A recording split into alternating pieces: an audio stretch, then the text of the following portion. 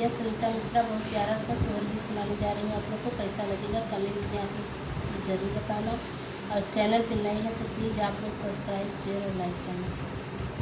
मचियाई बैठाली सासु तब हुआया राजा करई हो सासु हमारे जमुनिया का साध जमुनिया हम खाबई हो सासु हमारे जमुनिया का साध जमुनिया हम खाबई हो।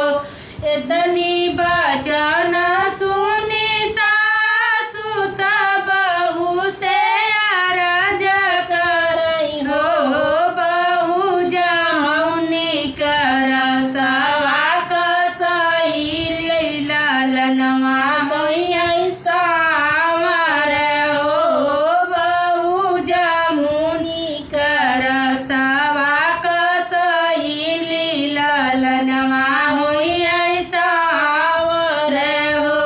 दुअरे पे खेलत नदिया नदी से अरज करई हो नदी हमारे जमुनिया का साध जमुनिया हम खाबई हो नदी हमारे जमुनिया का साध जमुनिया हम खाबई हो।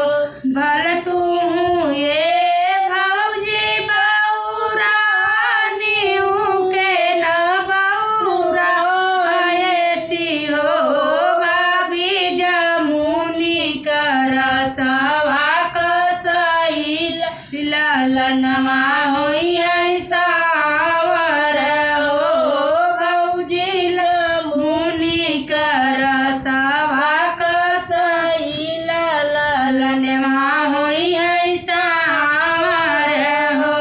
अंगने से उठली जेठनिया त छोटी से अरज करई हो छोटी हम देबै तोहा के जमुनिया जमुनिया तू खाई हो छोटी हम देबै तोहा के जमुनिया जमुनिया तू खाई हो खाई ए छोटी खाई तू ही कबारी खा आई हो छोटी तो हरे त होई है ललनवा आंगनवा भरी खेली आई हो छोटी तो हरे त होई है ललनवा आंगनवा भरी खेली आई हो। कैसा लगेगा कमेंट में आप लोग ज़रूर बताना।